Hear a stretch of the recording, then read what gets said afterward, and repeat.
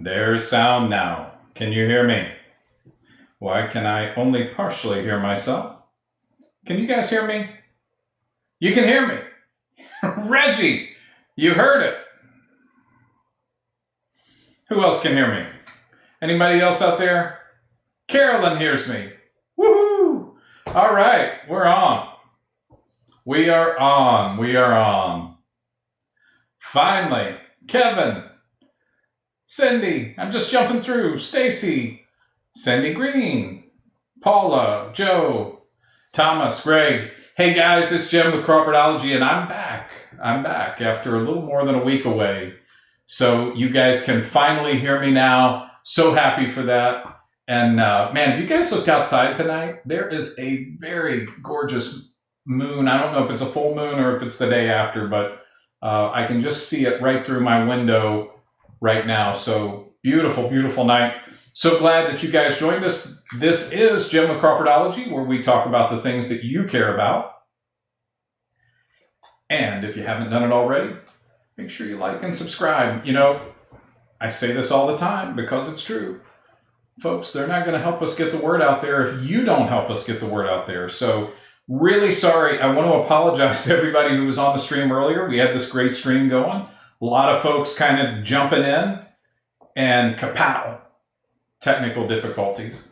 That's I think because I am not a technical person. Apparently that's the issue. I really need Simon on days like this. And after being away for a week, being down, really enjoying a great few days with my wife. You know, we were down in Miami, Florida. And so Harry says, where you been? Well, Harry, I was just saying, I've been down in Miami, Florida. My wife and I went down for a little bit of a warm weather respite.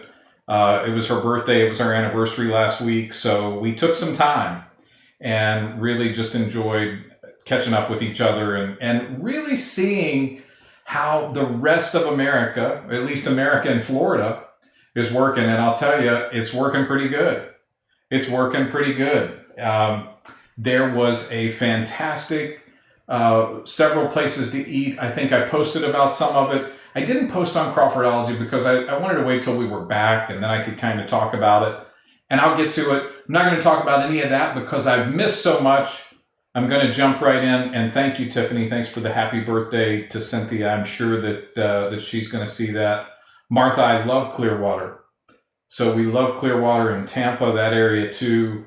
But we were we were down on South Beach, and man, I'll tell you what, fantastic weather. I'm not encouraging anybody who doesn't feel safe to travel, but if you feel safe to travel, South Florida is not a bad place to pick, right? It was just as it was getting cold up here. We flew back in last night, and there was snow on the car, snow on the ground. It was it was different. But hey, I've been away for a while. Now, I'm not going to try to catch all the way back up. I know you guys are watching other news and seeing other things, but I do want to bring something out right off the bat tonight. And I know with this crowd, this is going to be super important.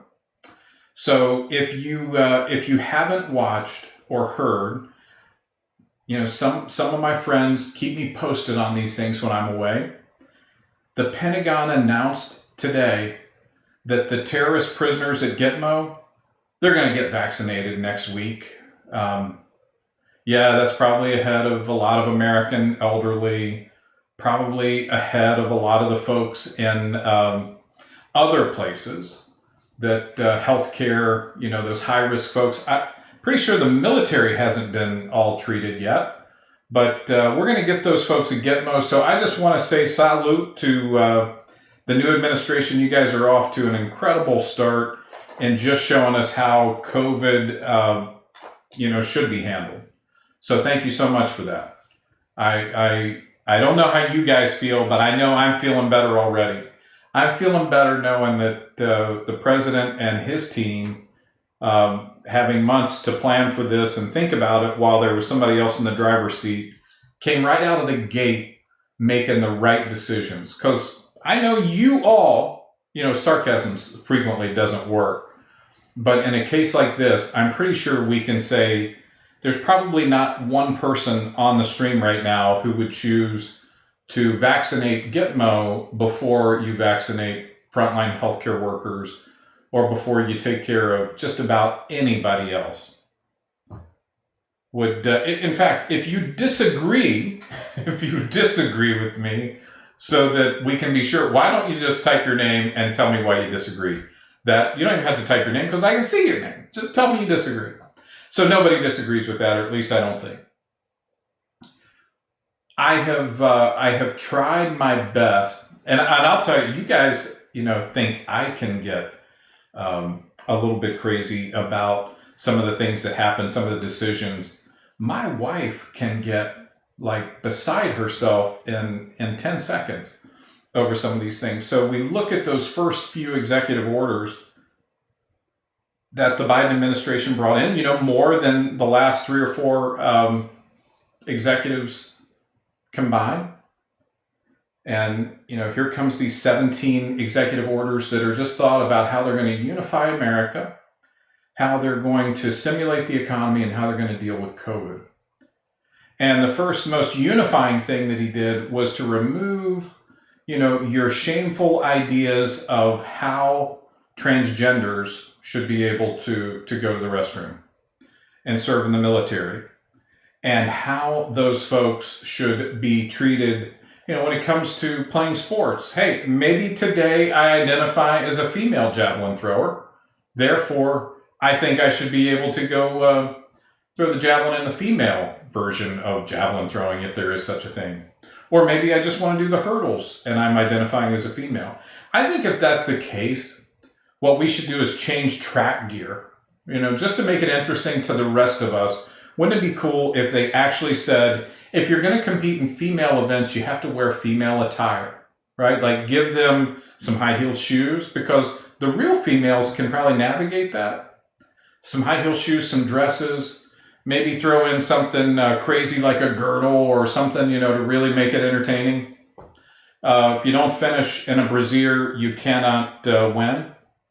Or maybe, here's another novel idea. We could just have girls racing girls races and boys racing boys races. So male and female, and keep that separate. That seems like that would probably be the most likely thing to do. But hey, what do I know about unity? What do I know about unifying a group of people and having them think positive things? Apparently, I just didn't understand. I didn't understand for 52 years.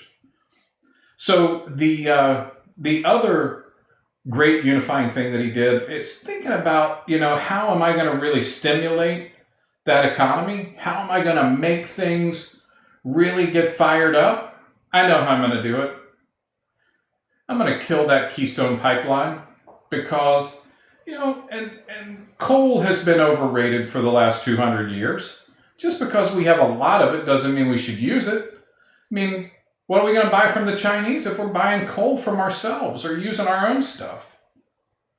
So it feels like I should shut down, I'm channeling Biden right now, I should probably shut down the Keystone Pipeline, because that is going to help people understand that it's cold up north. Nobody wants to work in North Dakota.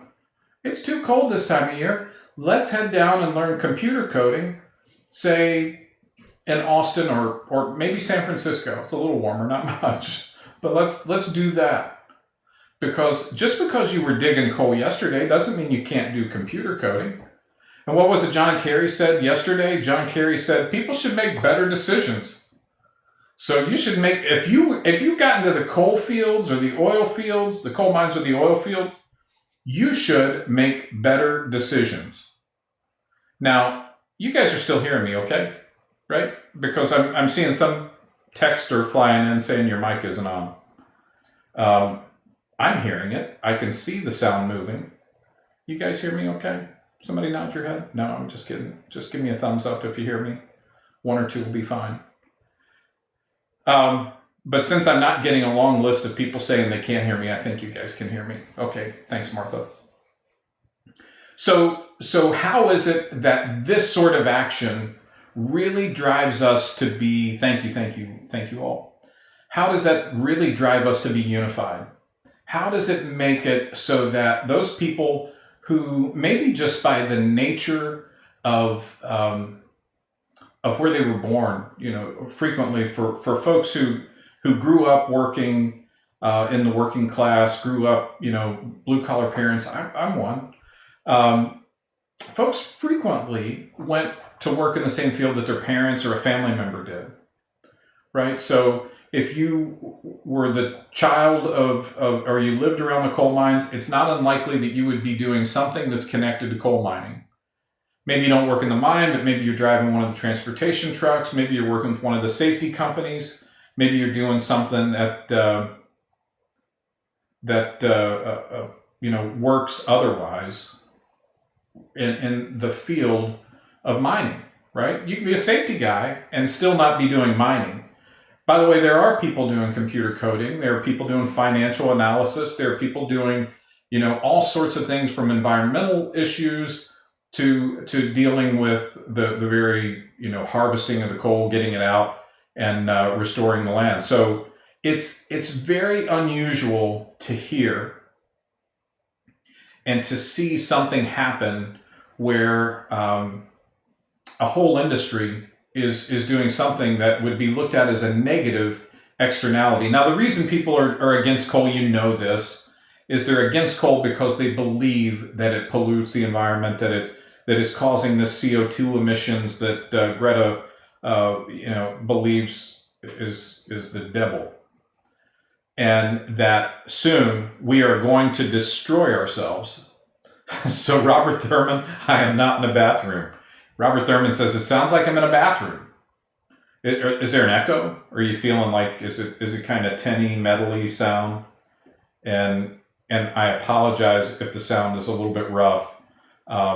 We'll work on that, but I'm not going to fool with too much this because it will distract me, and you guys will be disappointed in what we're talking about. It won't be about all these crazy things unifying things that are being done by the Biden administration. So let's think about that. And if it sounds like I'm in the bathroom, it could be, we'll pretend I'm in a coal mine. That I'm way down there in the coal mine, and that's what you're hearing. I'm going to just cut my mic back a little bit and see if that might help you. So it's disturbing to see these sorts of things coming out of the administration and right out of the gate. I mean, in no way are these seriously unifying, right? In no way do these issues save America, save American jobs. What they do is they help to enhance the image of Biden in the foreign world, right? It helps look good with those Europeans, the Paris Climate Accord, rejoining that. Boy, look at what a worldly, intelligent man we have in the White House. That's what they're doing. And they're trying to contrast that with the practical application of American First policies, where we say, hey, that's important, but I first have to take care of my citizens. First, since I've allowed in previous administrations, 60, 70% of the manufacturing base to leave the United States, since I've allowed, tremendous amounts of imports to come in and displace the American worker, I have to find something they can do, something that they're able to continue with. Because from the end of the day, when I see, and I'm sorry, Harry, you're right, it's really not funny. It's not funny to think about this. When we have a president, at least my whole life up until maybe this election, I've imagined that the president of the United States understands those next three words of the United States, or next four words of the United States, that you represent the American people, that you actually are here to take and lead the American people into success. You're going to lead them forward into the next however long, if it's 4 years for Joe Biden, I think we'll all be a little bit surprised, but you're going to carry the American ideas and represent America moving forward. You're not going to pander to foreign countries, to the far left of your party. if Joe Biden really wanted to unify America, it seems that he would not have started anywhere around the smallest fragment of his political group, right? Why would you choose transgender issues to be among the first 15 or 16 executive orders? Why would you choose to take ideas that are purely American? We are working from our land with our hands, and our neighbors to the north in Canada, we're simply running a pipeline through, but it's creating thousands of jobs. Millions of dollars of investment. And I don't know if you've seen the pictures. I wish I'd had some of these to share with you, to see that there are literally, I mean, just the closing of jobs, loading up equipment on trailers and driving away. You know, first, the first challenge I have here with President Biden and his team is that, you know,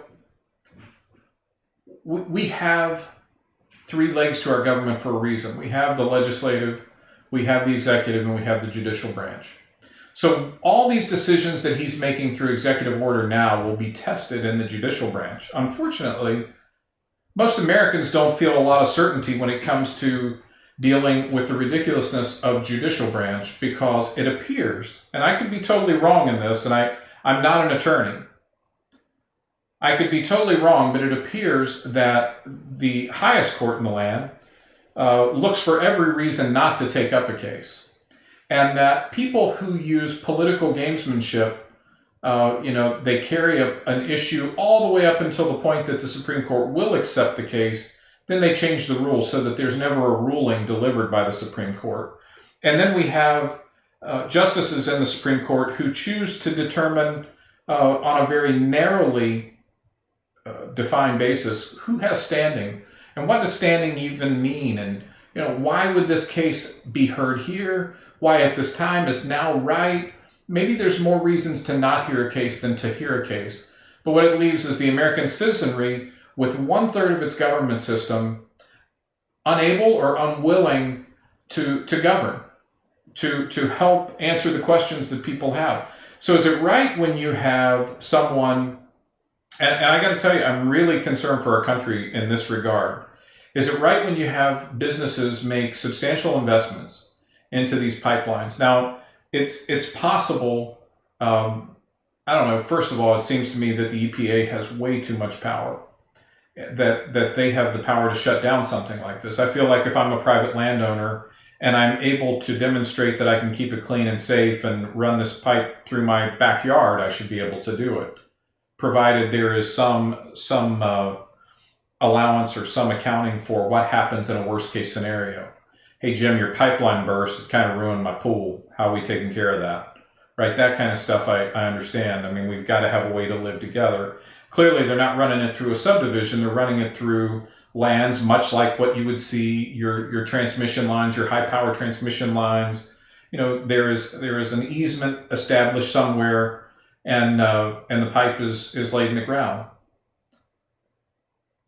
How will people make future investment, which is really another point worthy to have a discussion about. This past week, we saw China surpass the United States as the country getting the largest outside investment. That means foreign countries were investing more heavily in China than they were in the United States. Well, maybe this partially explains it. The topsy-turviness, the idea that we have such polarized politicians, that we yo-yo our businesses back and forth from, hey, do the pipeline, don't do the pipeline. Do the pipeline, you better get it finished and get it running in 4 years, or else you're not going to get this thing done because somebody's going to reverse it. By the way, Biden talks about being kinder to our foreign allies. Well, the last time I checked, Canada was an ally to the north. Yet here we are not, we've made a deal with a Canadian company.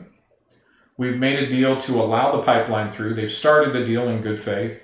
They've put quite a bit in. And now Biden is saying, wait a minute, we're not going to do that. So now we're going to rely on more carbon-based moving, right? Train cars, trucks are going to have to transport this oil. You can't turn the roads off, Joe. You can't stop these things from happening. So it's just going to be different in the way it flows instead of flowing smoothly through a pipeline. By the way, if you live near an Air Force base, I promise you there is a pipeline running very near your Air Force base all the way onto the Air Force base that they use to fuel those jets. I could drive by and take a picture of one not far from my home that goes into the Langley Air Force Base. So these things aren't uncommon. In fact, I think they're commonly known. And they use this to push oil all over the country. We've been doing it safely for years, probably since the 40s. Probably longer than that, I'm just not aware. So it's very strange to me that the first thing our commander-in-chief does to unify the country is picks the most polarizing issues and decides to deploy those quickly. And you know, there's an article on American One, which I'm not going to read for you, but I am going to show you because I want you to go over and read that right after we finish this video. Biden claims dictators use executive orders, yet he uses a record number in the first few days. So look, folks, this is American One's website. I didn't go through this early on. If you haven't been here, make sure you do. Come over and read. You can read the incredible story about Facebook, which we're going to get to next. I'm not going to read the story again. You can come here and read it. You can see the Texas governor signing the order challenging Biden's environmental policies and the Trump impeachment plan backfiring. If you haven't done it, make sure you visit us there. Make sure you come and see what we have. Also, I want to go back there. Also, you know, check out some of the signature articles. These are stories that really cover some of the interesting pieces of our history. There's a nice piece here from Elizabeth Morgan on defections to freedom, the truth about the judicial branch. So, and this one is going to be a two-parter. We're getting part one. This one just came in this week. Dr. Rick Crummy, I just want to tell you a little bit. He's a doctor of divinity, which means compared to a PhD, you know, Rick's put in, or Dr. Crummy has put in about 60 additional hours of work to get that Doctor of Divinity. And this is not only something of interest to him, it's a passion for him. So when he's talking about is America a Christian nation, flipping the script on revisionist history, I think you'll enjoy the insights that he provides. But look, further down, you can catch some of our videos, some of our other stories. Our videos, I guess, are here. Yeah, up here. We are going to, because I keep saying this, and every day I keep checking to see if it's done, soon we will have a place where you can get American One hats and beanies, and behind me there's one of our tumblers. Look, be proud, be American One, American, united. Let's show the people what we think about. Let's show the people that we think there is one America, not many, not these hyphenated Americas.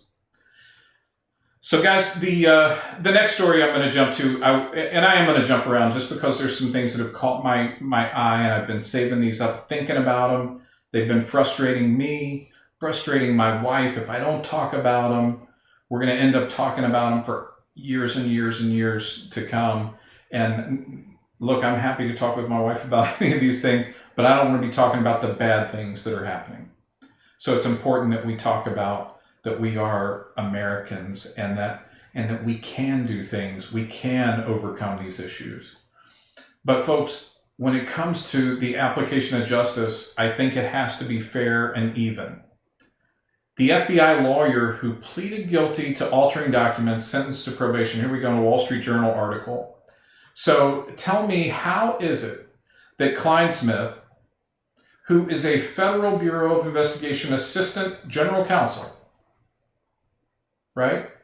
So prosecutors said, hey, we think this guy needs to go to jail.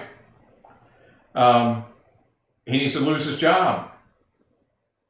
He needs to have this and that, because, if you take this into account for a second, what Clinesmith did was he changed the evidence so that it looked worse for the folks that he was trying to prosecute. There's no place that this is okay. And for this judge to think that it's okay to give this person who was willing to take away someone else's freedom, very cavalier treatment of the law, when you swear in that you're going to work for the Department of Justice and that you're going to carry this thing out, and you're going to allow justice to be blind, you're going to carefully consider the points and make sure that people are fairly being heard. Yet you don't do that even. You take the time to alter evidence so that it says completely the opposite of what it said, because that's what will really get your target prosecuted. So they think that it's fine. Okay, now I want you to think about what the people, Flynn, Trump, all went through.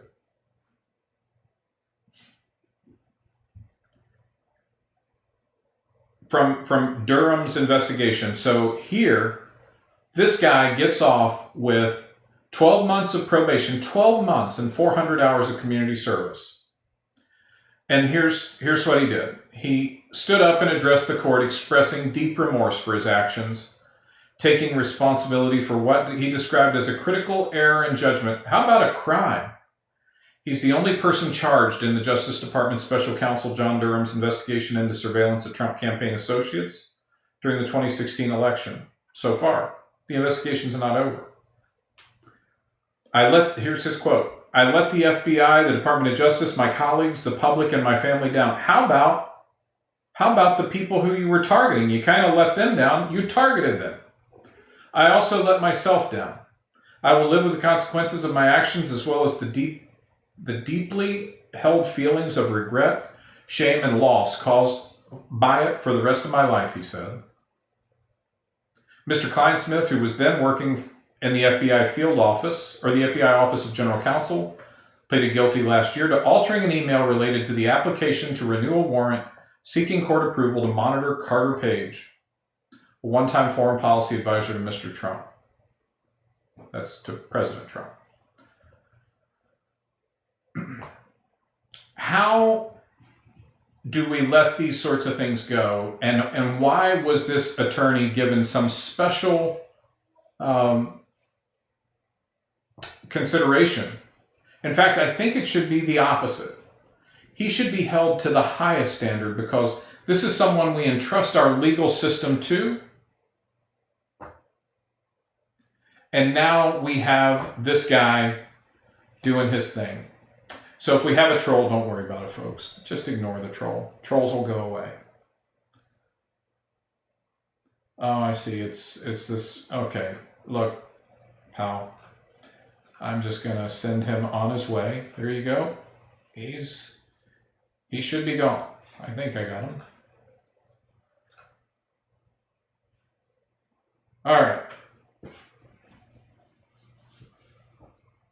So how is it that this guy is able to be, not just, he's a trustee of the law, and he alters an email, saves himself some work by taking an inappropriate shortcut. But I don't believe he was attempting to achieve an end that was wrong, said the judge. Wow. So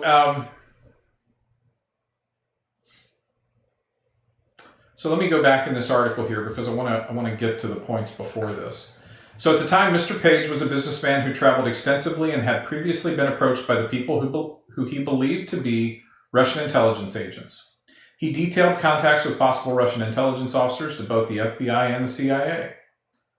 But Mr. Kleinsmith also appeared to recognize that acknowledging Mr. Page's productive working relationship with the U.S. government would result in a terrible footnote in the surveillance warrant and undercut the justification for surveillance.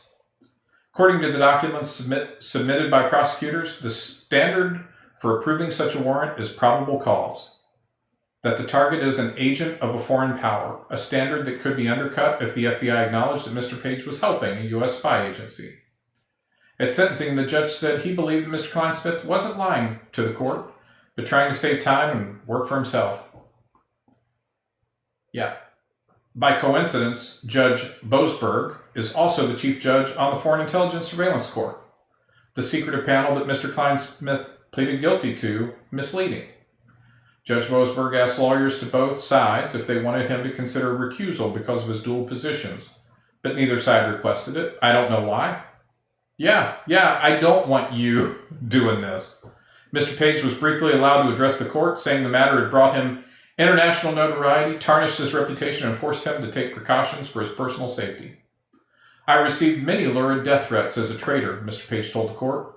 This manufactured scandal and associated lies forced me to adopt the lifestyle of an international fugitive.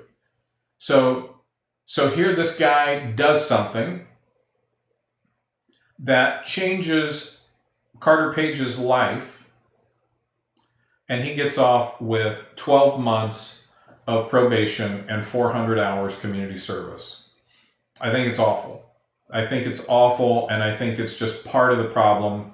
You know, if the judge would have whacked this guy with some serious heft, maybe the next guy would think much more carefully before taking a similar action, right? No, we're going to follow the letter of the law. We're not going to set someone up. We're not going to say something that's not true, and we're going to tell the whole story. And the judge can make the decision. That's what he's getting paid for. I think it's terrible. I think this guy should never work in the legal field again. I think his law license should be gone. Right? He does not have the intestinal fortitude to make the right decisions. You know, to stand up. You saved yourself a little bit of work. That's what the judge says. Well, why don't you just do the work? We, the American people, are paying you. I don't want a guy who's taking shortcuts with my life because it makes his life easier. And I'm paying him anyway.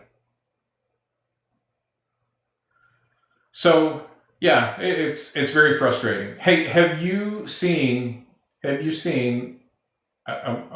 know if I want to do this one last. I'm going to do this one last because there's a side of me that there's a couple Daily Wire articles.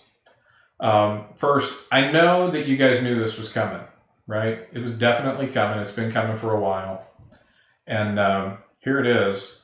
The Black Lives Matter nominated for Nobel Peace Prize. Hey guys, let me tell you who's going to win the Nobel Peace Prize.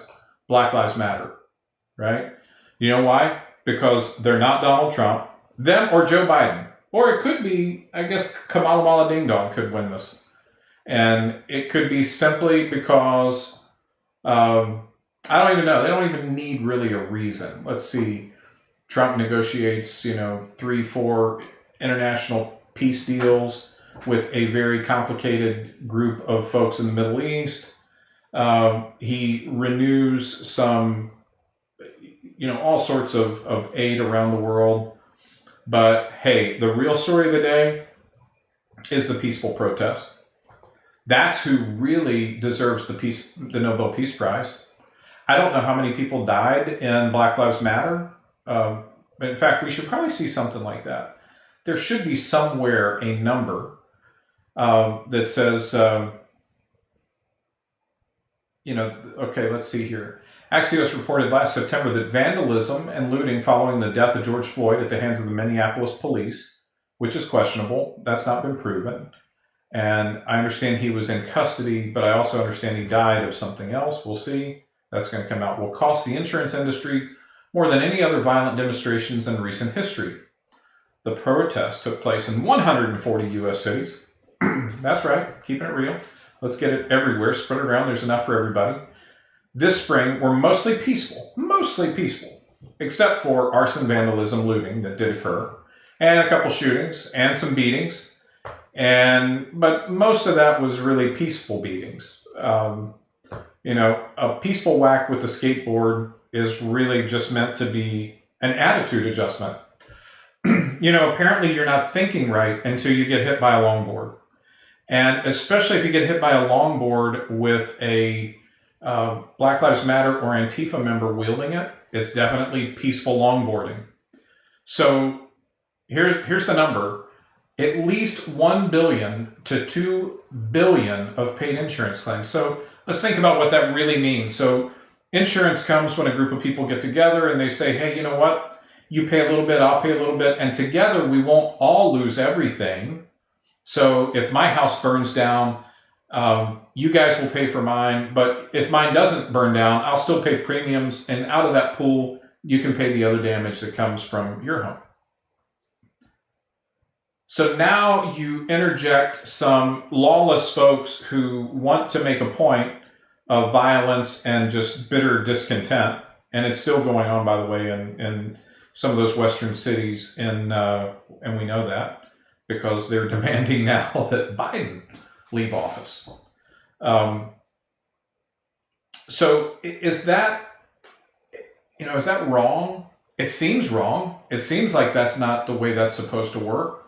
Like I'm not supposed to be able to have a temper tantrum and burn down my neighbor's house or burn down my neighbor's business? Or does it really make sense that you have mostly white protesters burning down black businesses in the name of Black Lives Matter? I don't understand. I mean, I really don't understand it. I don't even know how people get this in their head. But that's what we saw in Seattle. That's what we saw in Minneapolis. We saw these people going into the inner cities and simply just burning down businesses because it felt good. It felt right. And they continue to do that. And now they've been nominated. They've been nominated for a Nobel Prize. I wanted to see who did the nomination. The nomination statement concludes, awarding the Peace Prize to Black Lives Matter as the strongest global force against racial injustice will send a powerful message that peace is founded on equality, solidarity, and human rights, and that all countries must respect those basic principles. Human rights. Not property rights. You don't have property rights. Not if I don't have property. So it was Eide, is that who it is? Parliament Peter Eide, E-I-D-E, Norwegian Member of Parliament, Peter Eide. I find that one of the key challenges we have seen in America, but also in Europe and Asia, is the kind of increasing conflict based on inequality. Black Lives Matter has become a very important worldwide movement to fight racial injustice. They have had tremendous achievement in raising global awareness and consciousness about racial injustice. Come on, man. They've been able to mobilize people from all groups of society. Is it considered mobilizing if you get hit in the head with a longboard?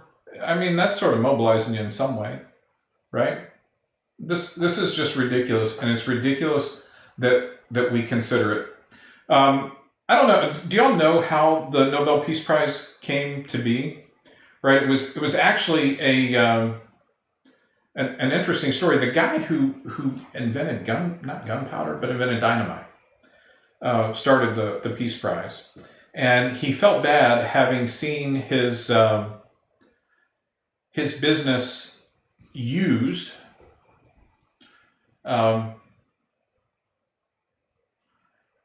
Okay, so wait, we're going to go to Lisa in a second. So just hang on. Lisa, we're going to come talk to you. We want to hear what Trump held you out to dry on, and why he should be in prison. Maybe you could tell us that. So I'll just start with that. I don't mind if somebody comes here if they have a different idea. I just want them to be able to articulate it. So give us something, Lisa. Let's understand, because right now, none of the things you're saying are going to make a whole lot of sense. Yes, he had many options, no balls to use them. So are you saying, Lisa, were you a Trump supporter originally, Lisa? That is my first question. Are you saying that he didn't do something to turn the election his way? So we're going to have to see what Lisa has to say there. So at the end of the day, so this guy basically has a business. He makes dynamite. They use it in the war. He feels terrible about it. Hey, I didn't design this for that. And then he comes back and says, I want to have this Peace Prize. And he sets up this group. I don't know how he would feel about some of the people who've won the Peace Prize in recent years, because it's become a very politicized liberal group. Not about, trying to really demonstrate goodness, but just trying to demonstrate how wackadoo you can be. And, it probably started before President Obama, but somehow Obama wins the Peace Prize before he was elected president, right? I mean, just upon being elected. That doesn't make a lot of sense. That doesn't make a lot of sense. So now we have this Nobel Prize Committee that comes up with crazy things like this, like let's give Black Lives Matter the prize. I think it should also go to an individual. I think the design was not that it would go to organizations for one. It would have been nice. Yeah, I still don't see Lisa. You're okay. So Lisa says, yes, I love Trump. So folks, you guys are thinking Lisa's a troll. She's upset that Trump did not push the issue to be reelected. And look, Lisa, I disagree with you, by the way. I think he pushed it a little too far. He pushed it as far as he could possibly go without putting us in civil war. And we were darn close. We were close. I don't think, by the way, that the few people who went into the Capitol to express their grief were by any means an organized effort to overthrow the government. I think they were very angry. I think they made some bad decisions on how they were doing it. And I don't think it was organized because I don't think there was a significant end. There might have been some people in there who had some beliefs that maybe they had planned out or had thought about. But Lisa, why would you say Trump should be in prison? That part I'm curious about. Yeah, why? And yeah, Julie Best says, why should he be in prison? So why do you say he should be in prison? I would like to understand that. I can understand you're disappointed he didn't stay in office. I can understand you're even frustrated thinking he went too far. But why would he be in prison? I think, interestingly, while I was in Florida, just a few miles up the road, he did start the office of the former president, which I had to love. Okay, so Lisa says his executive order was in place. He listened to foolish lawyers instead of using his executive power. Well, so Lisa, again, I'm going to disagree with you. I understand, but no man's an island, and for sure in Washington, D.C., he would have had to have other people who were supporting him. And if you paid attention to how the Democrats and how the far left wing of the Democrat Party was using even the protest, even the idea that he had people in Washington to turn that into something else, to turn that into, a treasonous day. Now, I don't think that that's the case. They were trying to say it was overthrowing the government or trying to get people to overthrow the government. That's again a stretch. It's something that people like to do to speak in inflammatory terms, to try and justify or try and take your eye off the ball of what else is happening. And my assessment is it would be very difficult to win that argument when you can't show hard evidence. And he would have had to have the military, he would have had to have a number of other folks come in and support his argument and say, yeah, we don't think so either. And no one able to pull out evidence makes me think there's absolutely no way that would have been able to stand. He would have been carried out in handcuffs. They would have Republicans and Democrats. And if you haven't seen how weak-kneed the Republicans were, just remember there were 10 people that voted to impeach him in the House. And that just last week, we had 5 senators, earlier this week, we had 5 senators vote to continue with the trial, the impeachment trial. So these folks do not have, in my estimation, a lot of, because I guarantee you some of those 10 will start changing their mind because they're being primaried back home for doing that. They're being pushed in a lot of different ways. And had he done that, had he pushed the issue, those guys would have buckled so fast. And when they buckled, they would have taken whatever actions the Democrats started pushing, and that's what would have happened. So I think that what he did was the right thing to do, was to leave. And now he's going to come back in a different form. And by different form, I mean he's not going to be the president, but he is going to be the office of the former president. And it looks like we're about to see those press conferences start soon. I think unlike previous presidents who sat back quietly, I think when Obama broke that standard, they opened it up for President Trump to be able to disagree from the sideline, and I think he's going to do that. And it doesn't bother me that he does it that way. So, at the end of the day, we're just going to see what happens. We're going to see how quickly and how efficiently President Trump delivers some insights.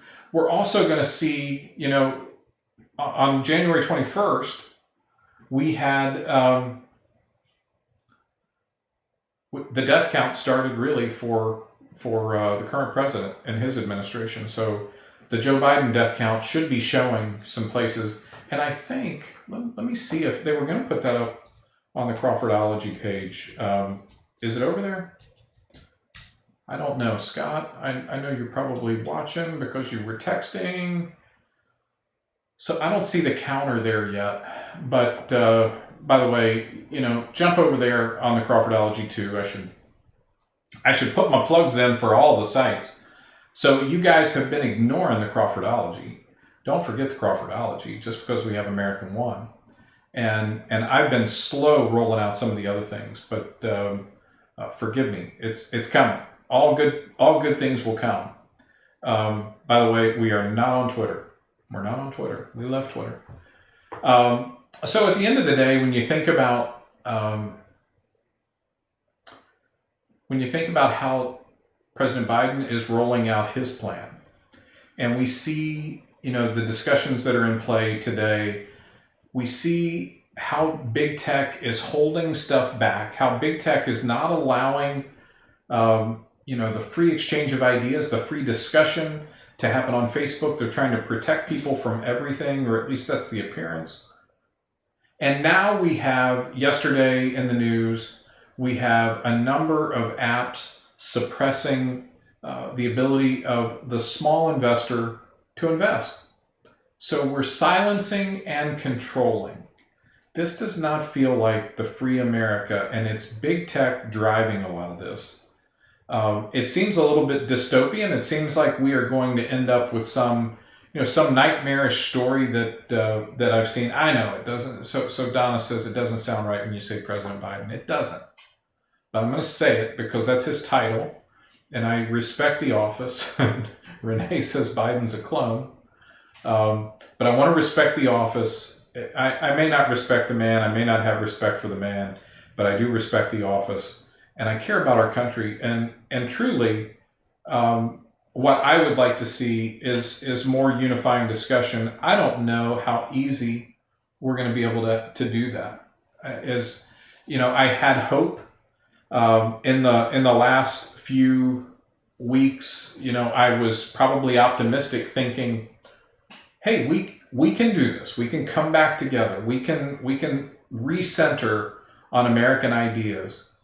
And when the president comes out and his administration starts putting far left ideas, it makes me think there are fewer and fewer opportunities for recentering if this is what they do. So let me go to some of the comments. Let's see what you guys are talking about before we close out with the last kind of fun story. So Gloria Mazzola, that's a reply.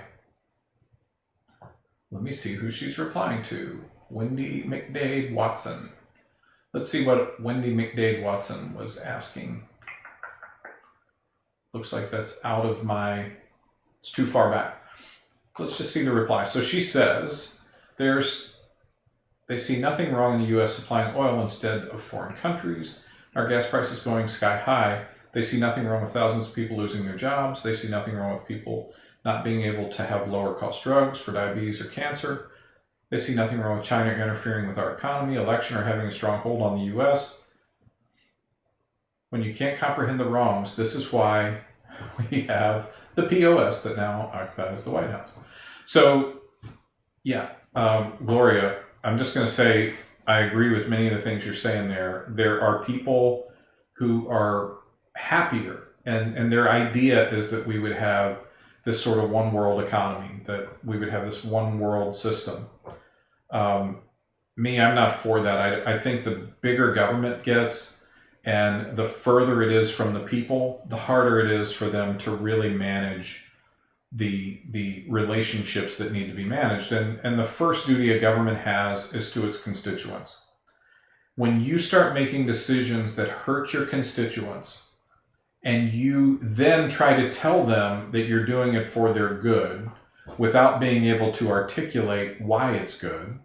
I mean, here's the simple, like if Biden had come out and said, hey, my constituents, the people who vote for me, definitely don't want the Keystone Pipeline. I realize that half the country wants it, but I'm going with my people. I would probably have more respect for that than to tell us, hey, I'm going to do these unifying things. By the way, here are the first ones. Now let's sing Kumbaya. It's just not so. And his first responsibility isn't to only the constituents that voted for him, but to the entire American population. And that's true of any president. Yes, you might want to be friends more with the people who voted for you. However, you are the president of the entire country. You represent the interest of the entire country, not of these groups that are polarizing, that are left and right and far afield. You need to govern from the center where you have the largest population, and you're not going to make 100% of the people happy ever, but you need to govern the country where you are making decisions that follow the Constitution first and foremost, and second, that incorporate the ideas of most of the people. Cindy Stefanoff. Their whole plan is for one world government, instill fear in the American people, take away our jobs, make them dependent upon the government, take away their rights, freedoms, and control us. We cannot allow this to happen. This new government is not for us. They all need to go. China Joe and the other traitors who rigged this election need to be prosecuted to the fullest extent of the law. So Cindy, again, a lot of things there to unpack, a lot of things that I agree with. Some things maybe I don't agree with. I have a hard time saying, because I worry how they use this the other way. I have a hard time saying, and I've said this before on the show, my gut tells me there's something wrong with the election. We can't prove it. And that's problematic. Nobody goes to jail if we can't prove it. And that's part of our Constitution. That's certainly the way our system of jurisprudence works, and it should not work otherwise. Now, if we eventually find how this happened, then it should be Katie bar the door on what the punishment is, because that punishment should probably look a lot like treason, which is a capital offense. Diane Hawkins says, they have a lot to hide in the corruption. They think they'll shut up, silence us. It won't work. No, this is old-fashioned, but screw the internet. Go back to live radio. Yeah, right, Diane. That is funny. We were talking about this the other day. They're actually putting out warnings right now to ham radio operators not to break the law, because they know that, hey, we're going to shut this down, and the next people are going to come after will be the ham radio operators. I said to somebody the other day, probably time to invest in a printing press. But that'll be the next one. They'll say, hey, look, you can't do this, you can't do that. Don't print. Nobody buys ink without my approval. So it's a crazy world that we're living in, and there are some terrible things, terrible decisions being made. Joan Sullivan says, I heard there were 8,000 COVID deaths. I think it was 4,200 on his first day. But now the WHO is changing the COVID testing criteria to get less positive results. The democratic way. If you don't like the result, just change them. Yeah, just change the rules. We'll just change the game. Oh, hey, that doesn't look so great. We'll just change that. Both sides do it, by the way. I don't like it. We've just got to pay attention and see what's happening.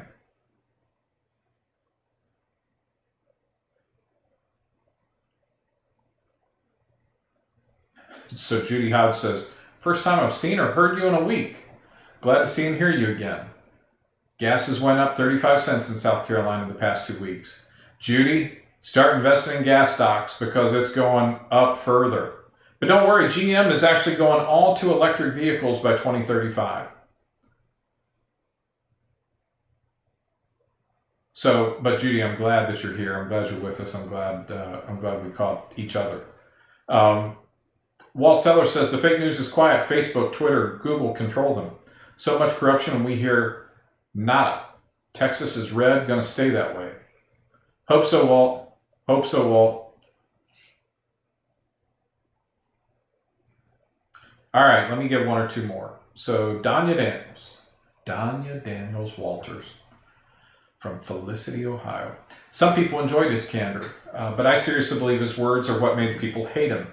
That mixed with excessive media manipulation caused his loss. Everyone I've talked to who didn't vote for him, it was his personality and his narcissism that made them hate him. People went with feelings and not facts. Yeah, Danya, I agree with that. I've wondered why so many people voted against Trump, if that's true, because it had to be a vote against Trump and not a vote for Biden. And that's the risk that you do run with polarizing folks. We have been conditioned from our schoolhouses, from the time we were young, to say nice, be nice, act nice. And Trump is from the school of thought that, hey, being nice is nice when you can, but we can't afford that right now. I think that there are very few people who would probably behave like Trump.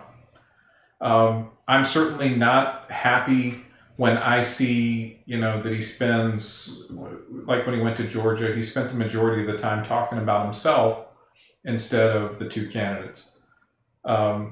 These are things that are character flaws, from my estimation.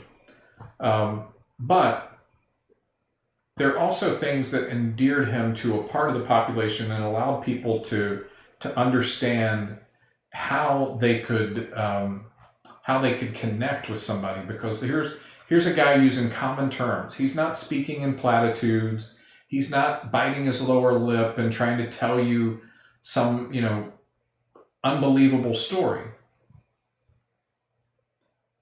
Instead, he's just giving you kind of the plain and simple language.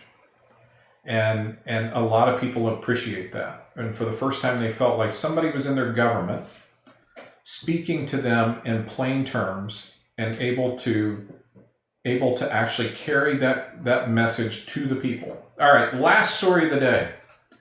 Now, folks, if you remember the great Frank Sinatra, here is his daughter, Nancy Sinatra. I'll never forgive Trump voters. Now, you may remember Nancy went crazy. This isn't the first time she's kind of gone off the rails. Back in 2017, after the Las Vegas shooting, she said the NRA should face a firing squad. So the National Rifle Association should face a firing squad. I don't understand that. Her quote exactly was, the murderous members of the NRA, which I'm a lifetime member, should face a firing squad. So about 8 million people, I guess, should be killed because a crazy person committed a crime. Now, she was ready to leave the country. She was ready to leave. She said, I can't stay in this country if Donald Trump is elected. And, Arrested Development star David Cross also rejected Joe Biden's call for unity by suggesting he wants blood. Christy Teigen, the wife of John Legend, declared Trump to be the effing worst. Today, our great national F-up is over, but the shame will last forever, she declared. 2 impeachments, the creation of 3 million less jobs. Yeah, no kidding. 403,000 dead, a record low approval rating, and God knows how many crimes. We can officially say Donald J. Trump is the greatest at being the effing worst. Maybe it wasn't such a good idea to have the guy with barely enough well-done steak with ketchup-fueled brain power to power a light bulb, who doesn't even know how to close an umbrella, run the country. History will not be kind to you, you absolute psychopath. But I never was anyhow. So yeah, that's very sweet and, kind of Chrissy Teigen. There are a number of these quote-unquote stars who come out with these things and say these most ridiculous and ludicrous things. I don't know if Nancy, and this is terrible, I usually don't do this, but I just want you to look at this picture. if plastic is used and plastic comes from the petroleum industry, Nancy needs to be very careful before she shuts down petroleum, because a few more surgeries are bound to take some significant barrels of oil from the ground. And I'm not sure that she's had any, but it appears that she's had some work done.